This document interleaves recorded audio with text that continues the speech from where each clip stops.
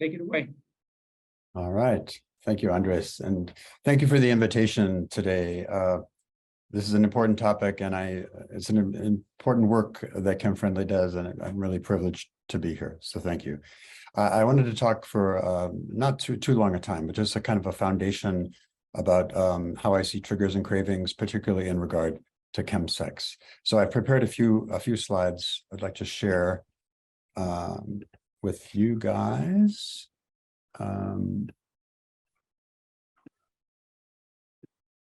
Okay. So first of all, I think it's without getting too complicated, I think it's important to say what's being activated in our brains. How does chemsex kind of connect to the natural processes that we have, and what's happening? They connect to this reward system, a so-called reward system in our brains, which is a very old system that really helped us as humans survive, because it helped us connect with each other, and it basically reinforces what we call pro-social behaviors, like cooperating, collaborating, sharing good food, sharing laughter, listening to great music, and most of all, connecting with each other, including sexually. The most highest level of dopamine we can get is from an orgasm. And so this is a beautiful system that helped us survive as human beings over thousands of years. And this system, of course, exists to this day. The problem with chems sometimes is that or all the time really, they're what's called super stimulants. So they take that reward system, and for example, if an orgasm without drugs is twice the level of normal dopamine, methamphetamine causes a release of about 13 times. So it's a very powerful reward that a metaphor we use in English sometimes is kind of a bright, shiny object that is brighter than other things, including sometimes normal behavior. And that's where the problem lies with some people who get caught up in only seeing that bright light, and other things, including things that we used to find pleasure with, good food, our partners sometimes seem less interesting. And so that's kind of, I use the term sometimes hijack, where the certain drugs, especially the super stimulants like methamphetamine, and to a lesser extent cocaine, can really kind of hijack this reward circuitry. Once these things are established, these become what in English we call deeply grooved, meaning the neural connections with those nerve cells through repetition become so patterned or so normalized in our brain that they're automatic. And this can be a problem when it comes to triggers, which is our topic today, of course, because sometimes we can be triggered and our brains automatically go to the spot that we've taught it how to do, but we may not want to go there if we're trying to reduce the harm from drug use or even be abstinent. Sometimes we don't want to be so triggered, and that's obviously what we're talking about today. But the point is that these can be kind of automatic, and these triggers can be long lasting. So even after we move away from, say, heavy drug use, reduced drug use or abstinence, even sometimes years later, these, if we see something that triggers us, and we're going to talk more specifically in a moment what those things might be, it can really bring to life all those triggers again. So it can be very distressing for someone who's trying to avoid using the drugs, and especially when they're combined with sex, which also, by the way, produces a lot of dopamine. So the combination is very, very strong. But sometimes these triggers can be long lasting, long after, months after we have stopped or reduced or tried to get away from that behavior. They can be mostly extinguished, and in psychology we talk about extinguishing these triggers and cues, where they get reduced. But I think there's a warning here that if we try, or if we think about them too much, they can also come back to life. They're never, I think, totally gone. They're just kind of dormant or silent, but they can be brought back. I also want to just highlight here one point where talking about visualization, where with use of chemsex, especially what we call these super stimulants, we can become very sensitive to visual triggering. So, for example, I'm very careful not to show a picture of drugs or paraphernalia or other kinds of triggering things, because people can have a bad reaction to that. So there's a visual sensitivity that I think is important to recognize. And this, by the way, this is even heightened even more so in men typically more than women. And so men are more, I think, vulnerable to these kinds of triggers. So what are these triggers? I kind of broadly put them into two classifications. One, triggers that are outside of ourselves, and other triggers that are inside. And so outside, obviously, people, and they can be all kinds of people, including people that we don't necessarily have a history with in terms of drug use or sex. It might be somebody that looks like someone we've known, or someone that fits a kind of pattern that we're attracted to, or someone that reminds us of something years ago. So it can be anyone, right? It doesn't have to be just sex partners or using partners or even close friends, but people that we work for, other kinds of friends, coworkers, sex partners, and so on. That's obvious, right? We all are aware of that. But then there's other kinds of more subtle triggers that are external. One being places, neighborhoods, hotels. In other words, places where we might have used in the past, the homes of friends, bars, clubs, bathhouses, really almost anywhere. And I'll give you an example. I have a client who lives in Miami Beach, which is a very small place, only basically 3 streets wide. And he grew up there and he used there. And it was very difficult for him to stay there because every building, every street, every apartment, he had some history related to his chem use. And so to try to get away from that was quite difficult for him. So places are really important to watch out for, because just by being in the place, it might be triggering for you. Events, things that we do, meeting new people, going out after work, different kinds of holidays. Oftentimes for people on Friday nights, weekends are very particularly a high risk time, because that's when we party. And so Friday nights, Saturday nights, and so on can also, just without even thinking about it, suddenly you might find yourself distracted on a Friday afternoon and you realize, oh yeah, this is the time that I normally go out. And so just to be aware of that. Objects, our phones, credit cards, ATMs to get cash, images, all kinds of things in the physical world can also trigger this. And then activities. And it's important to think, I noted good things and bad things, because both can be triggering. We think about being alone, being lonely, being sad. Obviously, that could be a trigger, but equally triggering for some people are happy events or being with friends. We're used to then bringing the situation up with chemicals, and so that can also be a trigger. So my point here is that there's many things in the universe around us that by association we learn through our history, that these things remind us of drug use and kind of lead us back. Those are one thing, and obviously we'll talk about strategies in a moment. It's sometimes the best strategy is to avoid those places, right? If I'm trying to avoid being triggered, it's probably not a good idea for me to go to a bathhouse or to a bar. I can do something about that. The more difficult ones are the internal triggers. These are the ones that come from inside ourselves, right? And these are often feelings.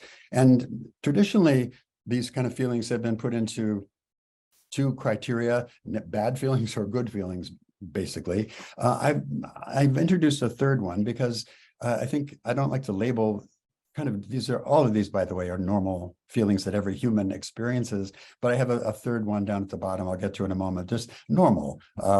So negative feelings, being anxious, having fear, having some anxiety about things that are going on, being angry, having a resentment, or having many resentments, feeling like a victim, somehow someone did something wrong to me, being sad, feeling overwhelmed, feeling not good enough. One of the phrases I often hear from my chemsex using clients is, I feel like damaged goods, especially with guys living with HIV or other things, these kind of multiple things that they see as a problem. That can be a trigger to use, because one of the main effects of these drugs is to really disconnect us from feeling really anything, but often feeling bad. And this is where it gets interesting. Positive feelings also. Sometimes if I'm excited, that can be a trigger. Or if I'm feeling strong or passionate, can also be a trigger. So my point is that it doesn't necessarily have to just be negative feelings, it could be positive feelings. And then the normal ones, boredom. I think oftentimes people that find themselves using amphetamines, particularly methamphetamine and mephedrone and 3-MMC and other things that are kind of becoming more popular out there, boredom is a big trigger. Empty space, quiet time, relaxation, having nothing to do, that by itself can be a trigger because we like to fill up that space.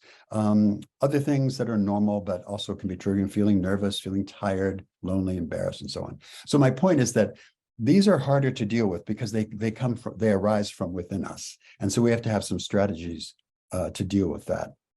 And so I want to talk about what are some things we can do. I mentioned for the external triggers, one of the basic things is just avoid those. If there are places or certain people or events that I know probably will make me want to be drawn toward drug use, and I'm trying to minimize that.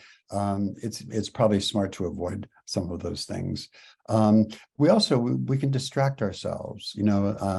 We have this idea that we can multitask, but in actuality, in our brain, we can only focus on one thing at a time. When we think we're multitasking, what we do, in English, we call rapid switching. We're going from one thing to the next, to the next, to the next.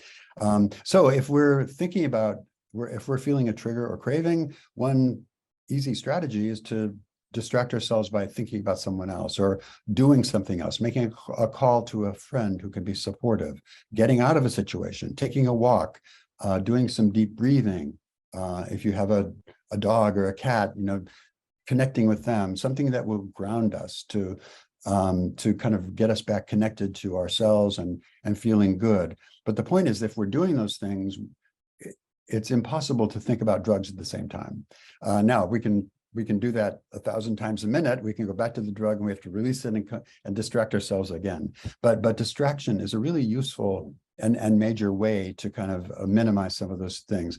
Sharing, by that I mean reaching out, connecting. We know that human connection is a really critical aspect of reducing harm or staying abstinent.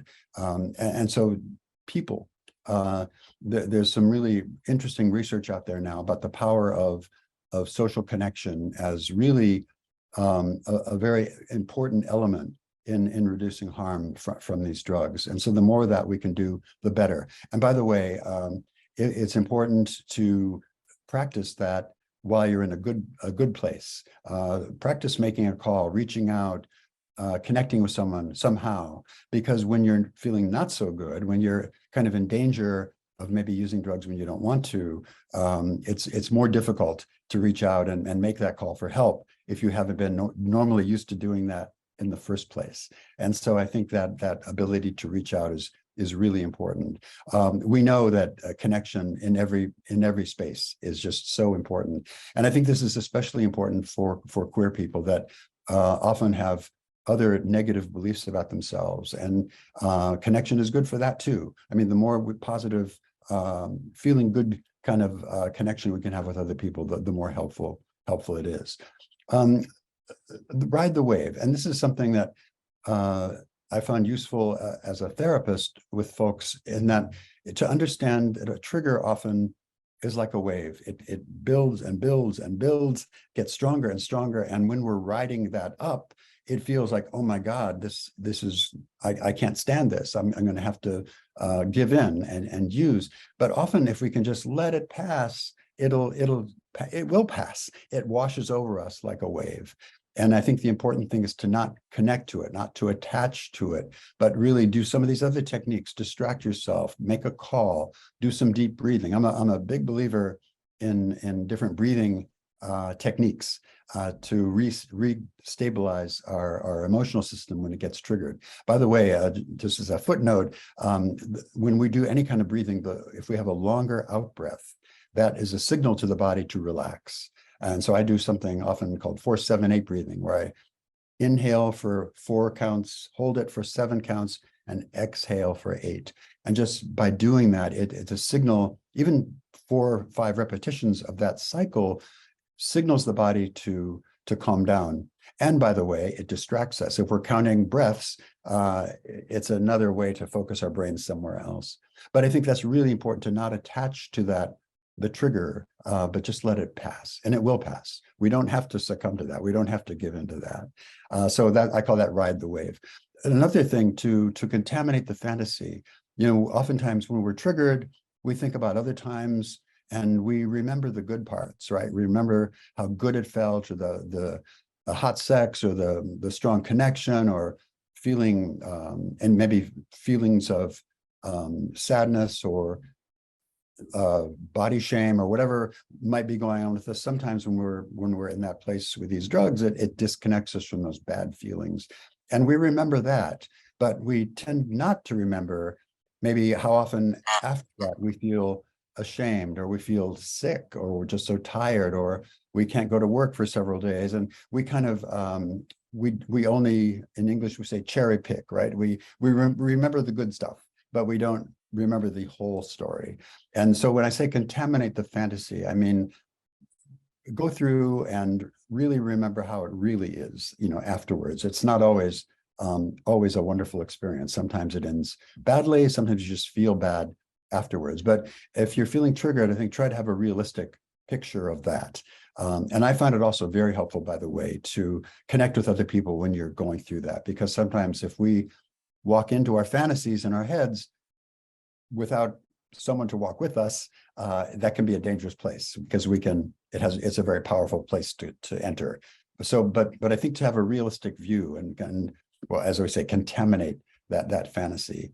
And then finally, to understand that I mentioned earlier, these are deeply grooved patterns, deeply grooved thoughts. We have these automatic voices in our heads, the critical voice that I think most of us have in our ear, and just the automatic way that our brain will take us back to this point of triggering. And eventually that we can break that. But in the beginning, I think if you're trying to control your use or give it up, our brain will take us into that space often before we know it and before we want to go there. And so those automatic thoughts that lead us into those dangerous places can be quite harmful. And so I think to be conscious of that, to be aware of that, and to know that those will eventually pass. There's one other one I just thought of that's not on this list, but there's a depressive characteristic to a lot of the strong amphetamines. We know that with ongoing use, it can affect the dopamine system, the system I mentioned in the beginning that gives us this good feeling. And that when we cut back on our drug use, there's a temporary period of what we call a technical term anhedonia. It means unable to experience pleasure. So food doesn't taste as good, and the day isn't as bright, and the colors are not so interesting. And we kind of, that's a depressed state that makes us want to kind of do something about that. And that's often going back to using drugs. If we can go through that period of depression, it's very helpful. So these are the kinds of techniques I would suggest. And that's my brief little talk on triggers. And I'm sorry if I went on too long, Andres, but let me stop sharing and we can have our discussion. Perfect. Thank you. I will